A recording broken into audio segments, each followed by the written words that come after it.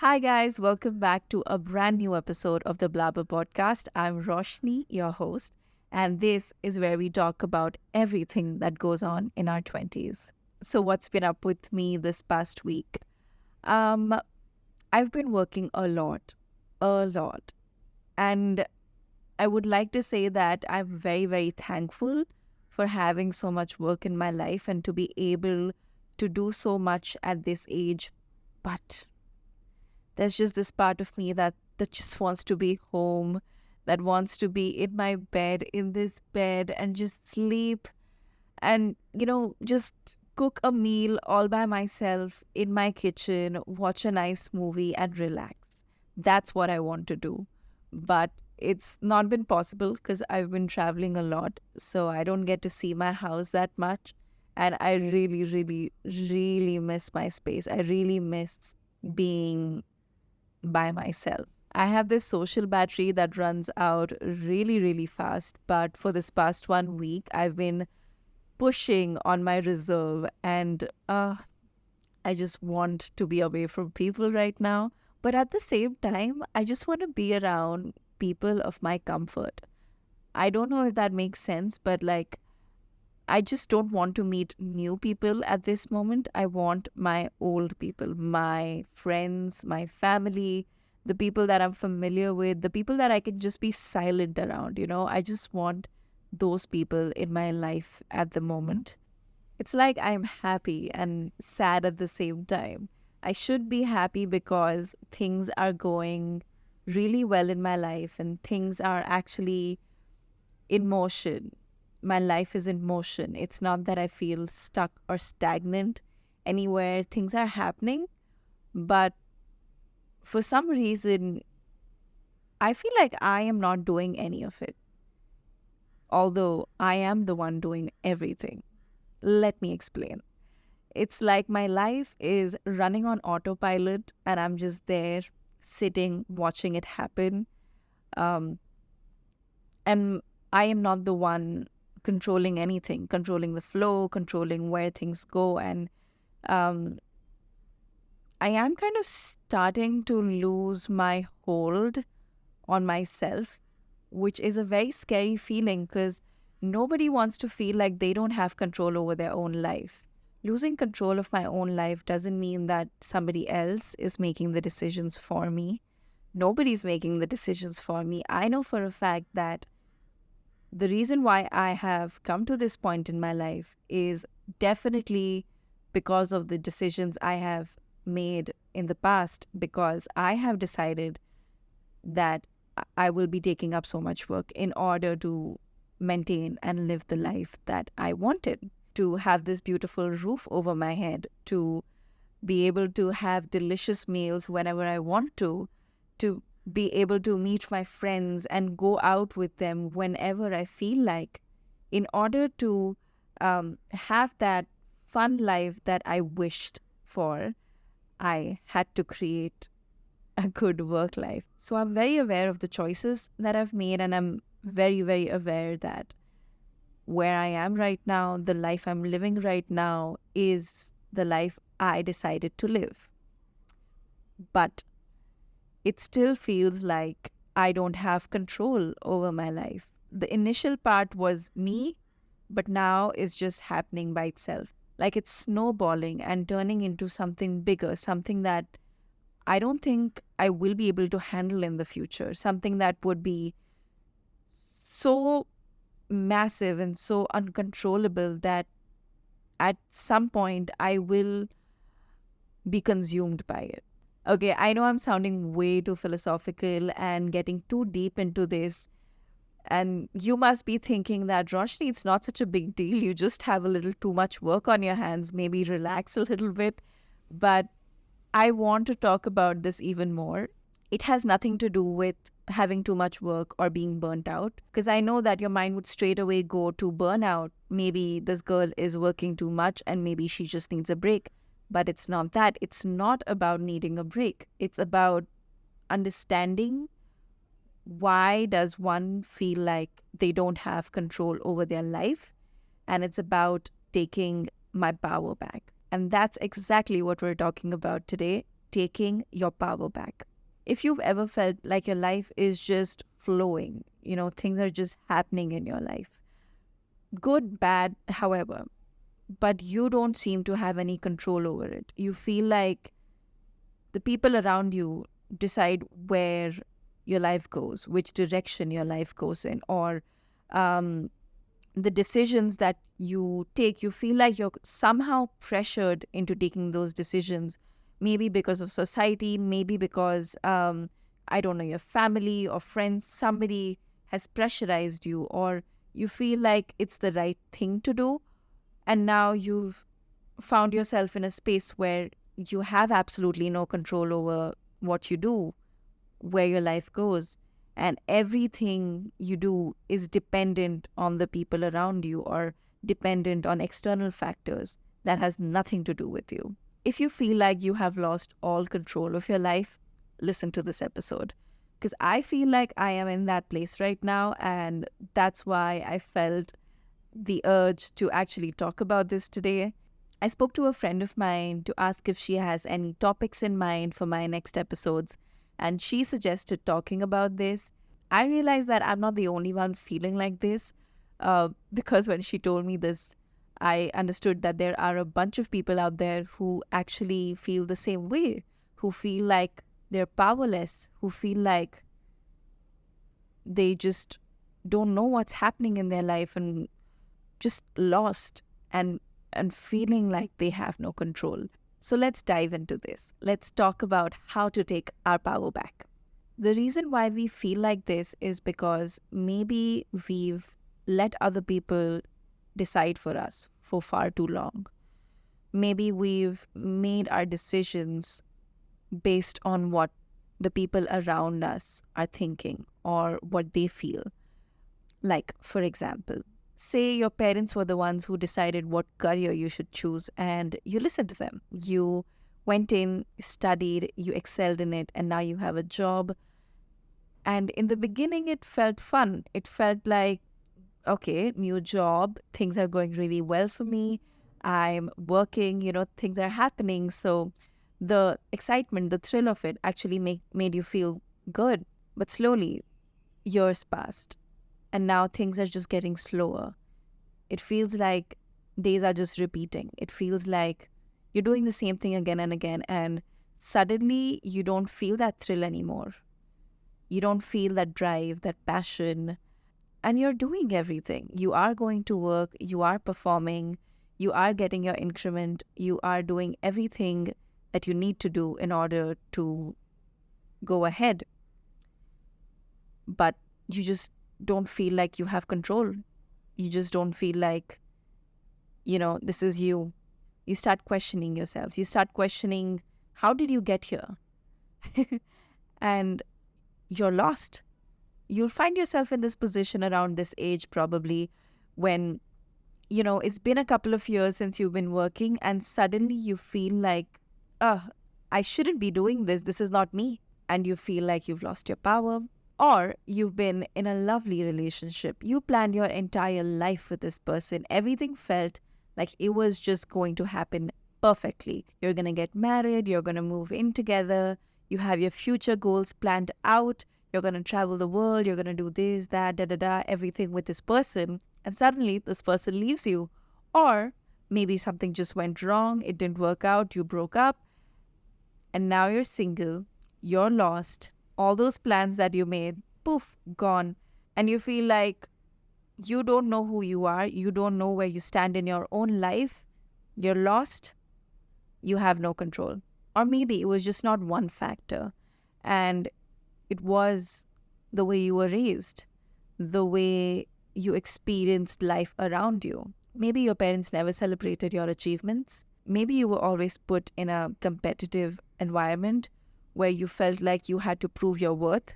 You had to constantly show everyone that you are better, you're good enough, and win and come on top. So even if you were around people, you felt like everyone is just out there to get you and you need to be the one who wins. So you've always just tried to push yourself to excel and to become better because some external force pushed you to do that. But now you find yourself at a point where you just think that everything is going right. Okay, work-wise, I'm doing good. Life-wise, I'm doing decent, I think. But where am I going? Suddenly you'll find yourself at this point where you just don't know where you're headed. Don't know if, you were the one who brought yourself this far, or people around you pushed you to come here to reach this point. You feel like you did everything right to reach here. Everything is fine.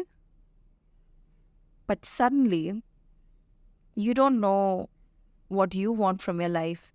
You don't know if this is what you want to continue doing, or this is something that you always wanted, or is this something that others wanted from you and you just never said no? There will be a lot of questioning, a lot of introspection, a lot of identity crisis. If you find yourself at this point, you've probably lost your power, or maybe given it to someone temporarily.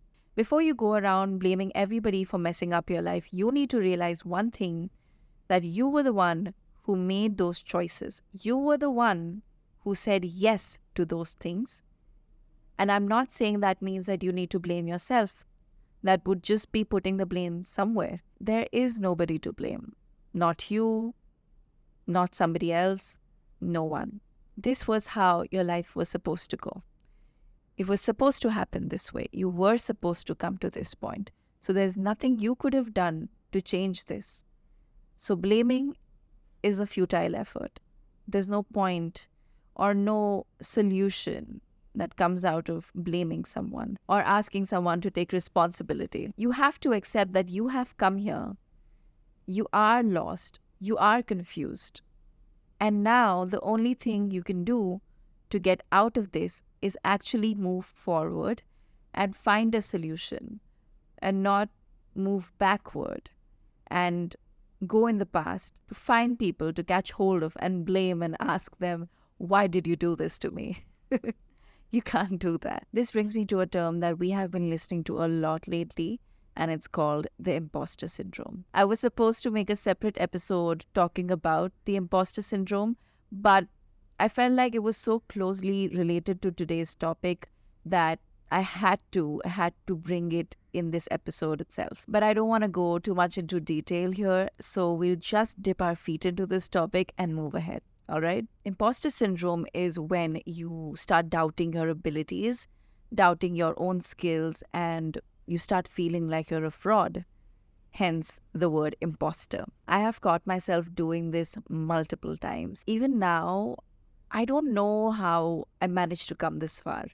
I don't know how I was able to do all of this by myself. And am I doing it by myself, or the universe just handed it to me? I usually end up thinking like the universe is working in my favor and doing things to actually help me have a better life.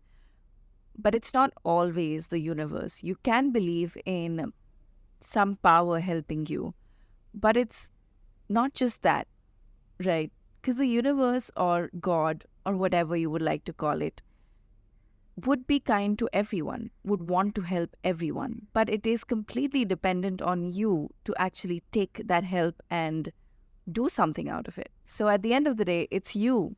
It's your skills. It's your talent. It's your brain. It's your decisions, your moves that have brought you where you are. This is you who's doing everything. And if you have somehow magically managed to become successful or ace a test or get the dream job that you wanted, instead of feeling like somebody else had something to do with it, you could just think that, yeah, it was all me. I mean, what goes? If you take the credit for once and accept the fact that you have done everything and you are the reason why you've come so far, well, then there would be no reason to talk about imposter syndrome, right? But unfortunately, we do find ourselves here. We do find ourselves constantly doubting our abilities, our skills, our talent. So I want to know why, and we are going to talk about it because doubting yourself has something to do with you losing your power. Like I said before, our past plays an important role in shaping us and making us who we are today. So, the way your family treated you, did you have a good relationship with your parents? The way your friends treated you, did you have good friendships, healthy friendships, or were you in toxic friendships, toxic relationships? All of these things are important factors of your life that will shape you into the person you are. So, you need to take a few steps back and kind of assess how your childhood was, how the life around you used to be. How did your parents react to your achievements and your failures? Were they happy when you did something good? Did they celebrate your achievements? Or did they tell you, you'll do better next time every time you came home failing from something? That would have been a healthy environment where your failures were accepted and your achievements were celebrated. But most of us have not experienced that. Most of us have experienced parents who were never satisfied with whatever we did. And they always told us to do better, to aim for something bigger, to keep moving ahead, to keep moving up. Our failures were reprimanded. We were told that if you fail at one small thing, you are a failure. You won't be able to do something good in your life because you failed at that one small thing. And that will sit in your head. You will become your own critic. Every time you fail at something big or small, that inner critic will keep on telling you that, oh, you are such a failure. You're not good at anything. And every time you do something good now, every time you have an achievement, small or big, anything, you would be like, no, it's nothing great. I mean, I could do better. I could have had a better job. I could have had a better salary or something like that. You would never be satisfied with your achievements. Anything you do would not be enough. And all of this is going to turn you into your own worst enemy. And when you end up achieving good things and you do great in your life, instead of saying good job to yourself, you'll just be saying, maybe it was not you, maybe it was just your boss who helped you out. Or maybe it was that colleague who gave you that advice that you took, and that's why you did so good at this project. Maybe it was just everybody else who helped you. It's not you. It could never be you. You're not even that good. God knows how you got this job. You're not even that qualified, or you're not even that smart. Who gave you this job? I think they will fire you. They'll fire you someday. They'll find out that you're not good enough, and they'll fire you. That's what's going to happen. And poof, you have turned your achievement, something good, into something so dark and sad, and made it feel like a failure, made it feel like you've not done anything good at all, and you have nothing to do with your achievements. That is imposter syndrome. And whatever I just said, if it just clicked with you and it felt like, oh, I do think like that, that's exactly how I think about myself, then, well, you know where you are right now. So, how do we move ahead from here? How do we move ahead from this negative feeling that we've kept inside us? We know that we cannot do anything about the way we were brought up or the experiences we had in our life. We know that the past can never be altered or changed. I wish I could go back into the past and heal myself. I would have made sure that the past Roshni would never be raised in such a way, and I would make sure that I would be a bigger sister to the past Roshni and tell her that whatever she does, she's going to be all right. Whatever she does, she's going to do great things in the future. And she doesn't need to belittle herself every time and make herself feel bad for everything she does. She's going to be all right, and she's going to be successful, and she's going to be great. She just needs to enjoy the moment. She needs to enjoy her achievements, ignore her failures, and learn from it. And just move ahead and try to be happier instead of trying to prove it to everyone that she's good enough. Because she is good enough, and she doesn't need to prove it to anyone. We cannot do that, can we? We cannot alter the past, can we? But what we can do is heal ourselves in the present, right now. It's possible. It's a little difficult because you'll have to unlearn everything. The way we start is by accepting. Accept that, yes, I am going through something. I am going through a phase, and if I don't deal with it right now, it's only going to get worse. Next would be taking responsibility. You cannot blame anyone. You cannot blame your parents. You cannot blame your friends. You cannot blame your bosses, your teachers, no one, not even yourself. If you would ask me why, I'll tell you why. Everyone comes with their own baggage, even your parents. And the way they chose to deal with it was unhealthy for you. Maybe they never learned how to deal with their trauma or heal it. So they lived their life carrying that baggage and handed some of it to you. So now it's your choice. Either you blame these people for doing something that they didn't even know that they're doing it to you, or accept the fact that you have this baggage with you and know that you have the ability to fix yourself, to heal yourself, and make sure that you don't carry this baggage and transfer it to somebody else in the future. I hope that you're in for the latter, because that's what we're going to talk about right now. Now we've accepted and taken responsibility for who we are. We have to assess what's happening with us. In a way, we are self-diagnosing, but in a healthy way. We'll try to understand ourselves a little better. So every time we reach a point where we start acting like a critic to ourselves, for example, your boss has handed you a project and he's explained everything to you and told you that this is how it needs to be done, but for some reason, you still don't get it. You don't understand what you need to do. You're still not clear on it. And some tasks that you have been given, you're not able to do it. So your immediate reaction to it would be, you don't know anything. You're so stupid. You didn't understand. You didn't pay attention. So now you don't know anything. Maybe you're just not good enough. And maybe you were not supposed to get this project. Maybe you're not responsible enough. This is too much for you. And you'll start shutting down with all that negativity that you've been building inside of you. But if you just realize at that point that, okay, I am being a critic to myself, I am being really, really harsh on myself, and stop, breathe, and tell yourself that, okay, this is something new. This is something I've never done before. It is difficult. I do not understand it. So what can I do? What steps can I take to make this project easier for me, to make these tasks easier for me? Who can I talk to understand these things, and who is capable enough to help me here? There is no shame in taking help. There is no shame in asking people to explain things to you again, because when you've been given something to do, like a project, the person who's given it to you knows for a fact that you're capable enough to do it. But that doesn't mean that you need to know everything about this project. It just means that you can go from point A to point B, and you will find the right avenues to go from point A to point B.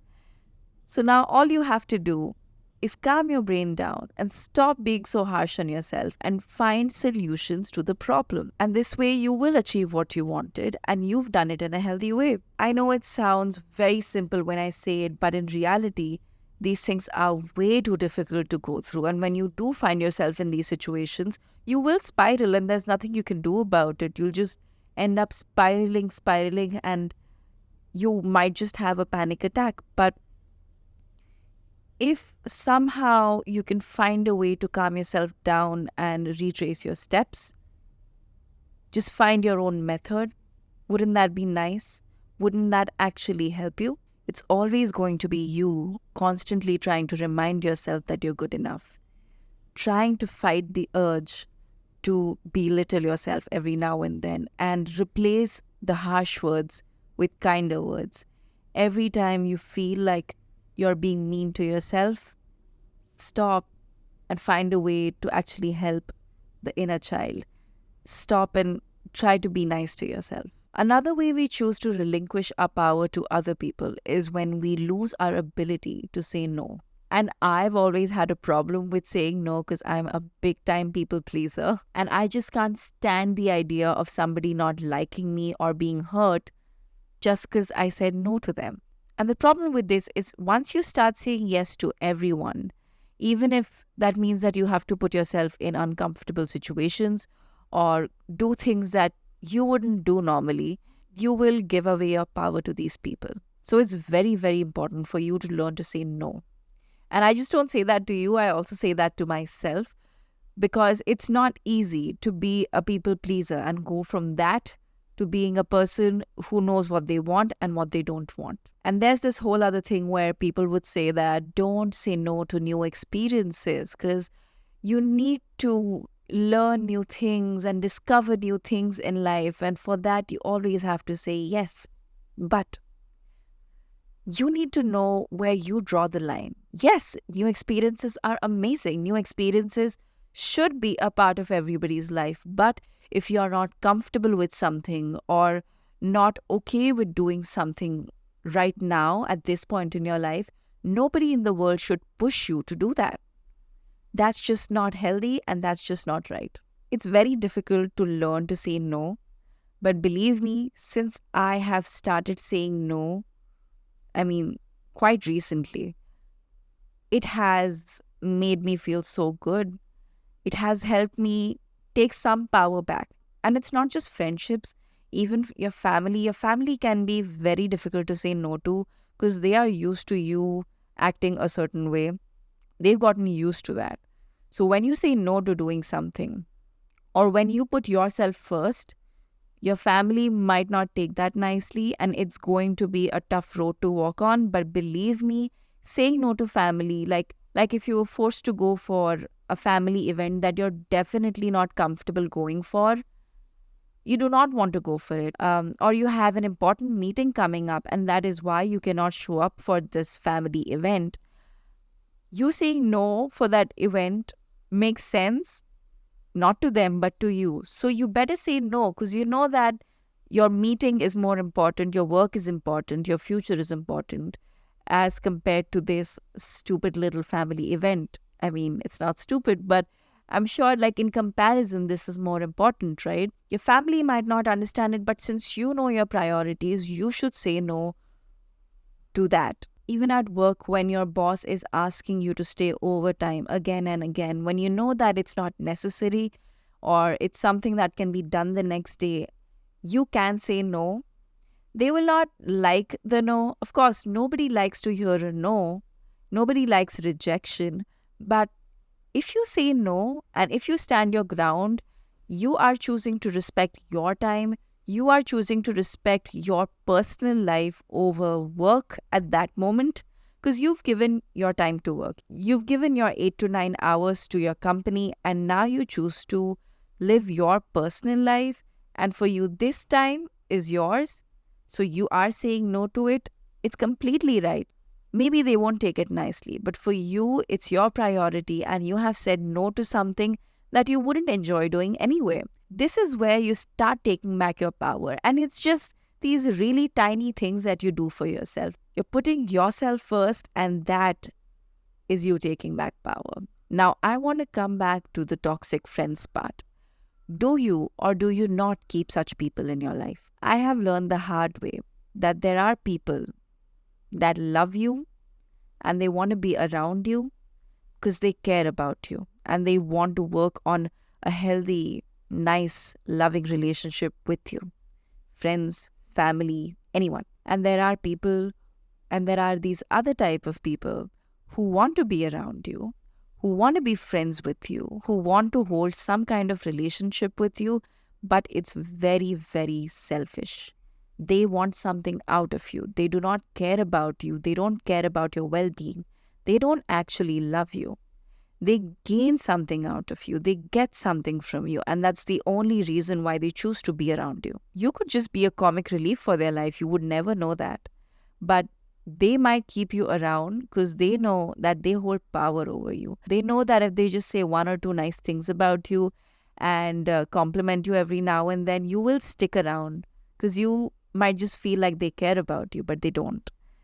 They just want to have somebody to use or make fun of around them. This is a definition for a lot of relations. When we are desperate to find friendships or love or just comfort and companionship, we will think that anybody who comes into our life is good for us. And we'll try to keep that relation safe with us. Be nice to them. Give them whatever they want, just so we can have those people around us. But I'll tell you what, quality is always better than quantity. I've had several group I've had several groups of friends. I used to have these birthday parties where the room would be full of people.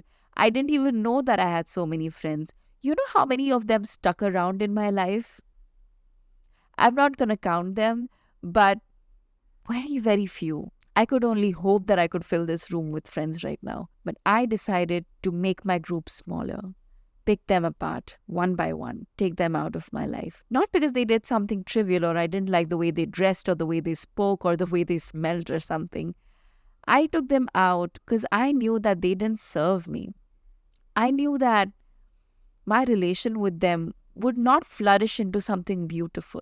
I know how real friendships feel. They feel comforting. You could just be quiet around your real friends, you know. You could just be around them and know that you're safe. You would feel secure. You would feel like anything I say right now, be it something really stupid, something boring, something that they've never imagined, something that they wouldn't say, and they wouldn't react. You know, they wouldn't react harshly with you. They will listen to you. You just know that these people are like home. And those are the people I chose to keep around me. Even the ones who never ended up being best friends with me, if they were nice enough, I have kept those relations. If I felt like their heart was pure and I felt like my time around them, even if it was just a few hours with them, felt good, they have been in my life. But everybody else who hurt me, who made me feel small, who made me feel like my opinions don't matter, who made me feel like I can't say no to them, who tried to take my power away from me, I removed them. And it's difficult to keep them away from your life, to actively choose to remove relations from your life. It's not easy because you are making the choice to make your circle smaller. That means you'll be spending a lot of time by yourself, which also seems quite scary. But being alone every now and then is better than being surrounded by these toxic people. I'll stress on this part that I just don't mean friendships. I mean any kind of relations. It can be your partner, or it can even be family. It can be the workspace that you're in. You need to choose the environment that you put yourself in. Plants can't grow and flourish on a barren land, can they? So you need to choose the environment that you put yourself in so you can thrive and you can be better. You can heal yourself. And that would mean to surround yourself with people that add to your life, that help you heal. I wouldn't say that you should completely isolate yourself because isolation can also be really bad for you. When we are very much capable of hurting ourselves, criticizing ourselves, and harming ourselves, being alone is the last thing that we should do. We need to be around people who could help us heal. So we need to be around people who actually love us. We need to find those people, even if it's just one or two of them, just a few people that make you feel like you, that make you feel important, that make you feel needed, and trying to tell you time and again that you are worthy, you are enough, you are important. They will be the ones who will help you gain your power back. The next thing that I would deem highly essential in this whole journey would be to celebrate all your successes. Everything that goes right in your life deserves a celebration. And celebration doesn't mean throwing a party. It can be a little dessert that you order for yourself, or it could just be taking yourself out for some sushi, or maybe just rewarding yourself with a glass of wine. Celebration is important. This is something that I do right now. I try to celebrate everything that goes right in my life. Anything goes right in my life, it deserves a celebration. And not just me. If there's something worth celebrating for any of my friends, my family, anyone, I will celebrate with them. Because you're not just trying to heal your inner child, you're also trying to heal the people around you. If they are helping you heal, you should also help them heal. So why not celebrate their successes? Why not celebrate things that go right in their life? Sometimes it's difficult for them to do that for themselves. So you could be the person who tells them that it's important to celebrate their successes. So celebration is so important. It makes you feel so good. It makes you feel so special. It makes you feel needed. Everybody loves their birthdays because it's a celebration. That's when they feel important. That's when they become the main character. But why do we leave this on other people? Why do we expect others to celebrate us? Why don't we just do it ourselves? Right? So, yeah, this is something that I am so excited to do now. I do it every now and then, but I need to amp it up and celebrate myself more and heal my inner child because my inner child is very needy. It needs all of this. Now we have worked on our past, we're working on our present, and we know that this process is going to take a lot of time to heal. We know that there will be times where we stumble back into our old habits and we'll try to be a little mean to ourselves. We will be harsh and critical at the things we do. We start trying to become a little too perfect in the things we do. So if I take up a job, the only thing I would expect from myself is the best and nothing less. But why do we only always expect the best from us? It's not wrong to put yourself at such a high standard, but when we put ourselves on such a high standard, it becomes very difficult for us to keep up to our own expectations. But what I've learned to realize is that a task doesn't have to be completed in perfection, it just has to be completed. So if I cannot do something perfectly, my second goal would be to do it as nicely as possible and give my best shot and make sure it's completed at least at my best efforts. That's it. I've done my best. I can't do better than this. If it's not perfect, it's not perfect. I will not bog myself down with the whole idea that it has to be exactly the way I imagined it to be. So teaching yourself to aim for perfection but not always hope for perfection would be a really good place to start. You can want to do things just right, but if it doesn't turn out just right, and if it just turns out the way it does, you need to accept it for what it is at face value and leave it. And maybe celebrate that too. This would also become one of our present practices that we would consciously try to inculcate in our life. But what about the future? How do we navigate our future in a way that it actually helps us with what we want to work on? We can start by trying to understand what our future goals actually are. What do we want from our life? Where do we see ourselves? Because once we go back into the past and we realize where our trauma actually comes from and we start working on it in the present, we'll realize that our future goals will also be altered a little bit.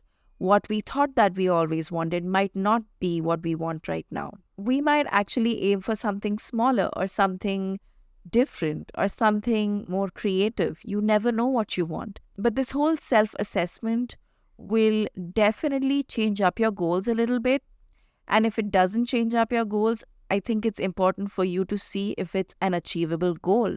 Because we're so used to pushing ourselves to our limits, even our goals have become really, really unattainable and really far away. So every time we think about that goal, it only stresses us out because we know how difficult it is to reach that point. We've not set any short-term goals, something that is actually attainable, something that's actually easy to reach sooner. And that stress is not going to help you get anywhere. So replanning your future goals and replanning where you see yourself in a couple of years would actually really, really help you live a calmer life, live a better life, and maybe even change your paths. So this is going to be the last thing that I talk about. You need to plan your future in a way that will help you heal your current life. You need to know where you actually want to go. Which road do you really want to take? Do you always need to take the difficult path, or can you just take the easier road and it'll lead to something beautiful anyway? All that is for you to think now. You need to find out what you have to do in order to get your power back. Let's get strong again. Let's be our confident selves again. There is so much out there that we can do to actually add to our lives and nourish our souls. So why don't we just do those things? Why don't we surround ourselves with positive experiences, healthy lifestyles, loving friendships, and realistic goals. I'm going to end this episode right here. I hope this helped you in some kind of way. I know that a lot of us are going through this right now, and it was kind of important to talk about this, even though it got a little too deep and profound and lacked a few jokes from my end. But it was necessary to approach this in this kind of way, in a serious way, because it's a serious thing. Losing yourself to other people is not cool. We need to take control of our own lives. We all are important. We all are needed here. We all have come on this planet for some reason. We all serve a purpose. All of us, every individual, every one of us. So when any one of us starts feeling that we're not needed here, or we're not good enough to be here, and compare ourselves to others who we think are doing better than us, or compare ourselves to others who we think are doing better than us, or who have a better claim to life or compare ourselves to people who we think are doing better than us, and bringing ourselves down is not cool either. We are all very, very important, and we all deserve to be our best selves.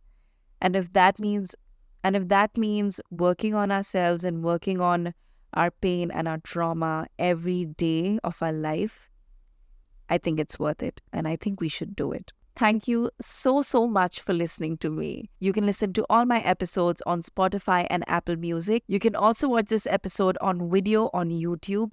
Just type Blahber Podcast, and you can follow us on Instagram and Facebook at the Blahber Podcast. I'll see you next time with a brand new episode. Till then, bye-bye. Love you.